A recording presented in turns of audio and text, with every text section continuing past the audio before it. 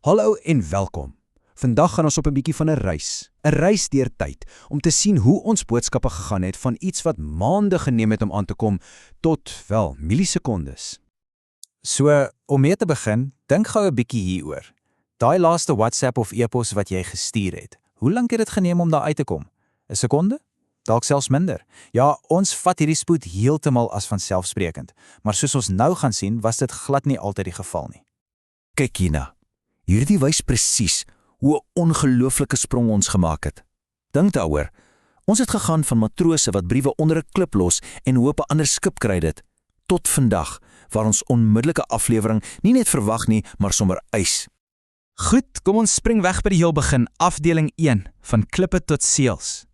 So oor honderde jare het die fisiese posstelsel maar stadig maar seker ontwikkel, né? Elke nuwe dingetjie, of dit nou 'n ou te voet was of 'n posduif of later 'n stoomtrein, het die hele proses net daai klein bietjie vinniger gemaak.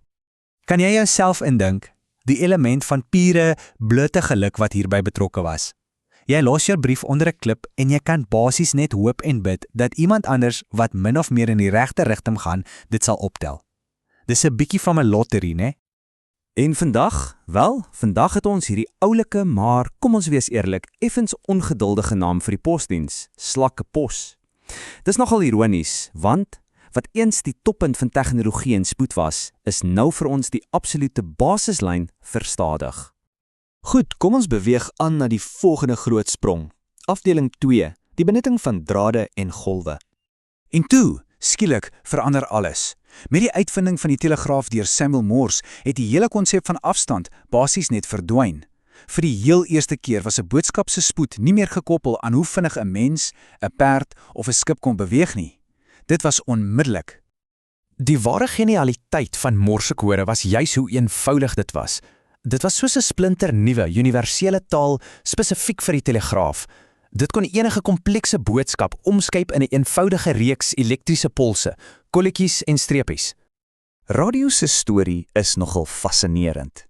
Dit het begin as 'n absolute noodsaaklikheid, 'n veiligheidsinstrument vir skepe op see om met die land te praat. Maar dit het vinnig ontwikkel tot hierdie massamedium wat families saans in hulle sitkamers bymekaar gebring het om na nuus, musiek en stories te luister. Reg, nou vir 'n klein raaisel, een wat jy waarskynlik elke dag gebruik sonder om 2 keer te dink. Afdeling 3, die sleutelbord se vreemde geheim. Het jy al ooit gewonder hoekom jou sleutelbord nie net doodgewone alfabeties is nie? A, B, C, D. Dit sou mos soveel meer sin maak, né? Dit sou baie makliker wees om te leer. Wel, daar's 'n baie spesifieke en nogal vreemde rede daarvoor. Jy sien, die probleem was dat die heel eerste tikmasjiene amper, wel, te goed gewerk het vir die mense wat dit gebruik het. Mense kon vinniger tik as wat die masjien kon hanteer. Daai klein metaalarmpies met die letters op het letterlik in mekaar vasgehaak as jy algemene letterkombinasies te vinnig na mekaar geslaan het. So, wat was die oplossing? En hier's die ongelooflike deel. Hulle het die QWERTY-uitleg ontwerp om die mees algemene letters van mekaar af weg te skuif, spesifiek om die tiksters stadiger te maak. En die gekste van alles, daai meganiese probleem bestaan al vir meer as 'n eeu lank nie meer nie, maar ons het so gewoond geraak aan hierdie oplossing dat ons dit vandag nog presies so gebruik. Volgende, kom ons kyk hoe ons boodskappe begin oë kry het. Afdeling 4, prente in beweging. Die reis van die kamera is regtig iets om te aanskou. Dit het begin as hierdie massiewe, lomp, stadige affære wat nie deur kenners gebruik kon word.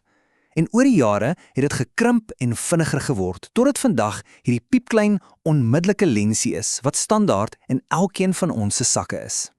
En toe kom die jaar 1969, en televisie het iets gedoen wat heeltemal ondinkbaar was. Vir die heel eerste keer in die geskiedenis van die mensdom het miljoene mense reg oor die planeet op presies dieselfde oomblik gaan sit en gekyk hoe een mens sy eerste tree op die maan gee.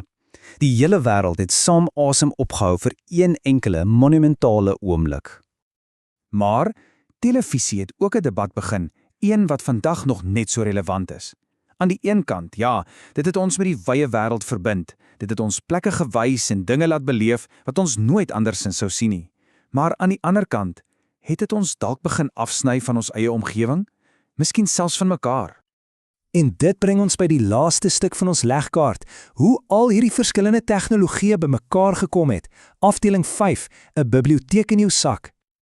Die wêreldwye web. Dis die een konsep wat alles verander het. Die blote idee dat feitelik die hele versameling van menslike kennis toeganklik kon wees, onmiddellik, vanaf 'n klein skermpie wat jy in jou hand vashou. Dis verstommend as jy regtig daaroor dink. Daar's 'n aanhaling wat hierdie hele idee perfek opsom. Omdat moderne tegnologie wêreldwye kommunikasie makliker gemaak het, lyk die wêreld na 'n kleiner plek.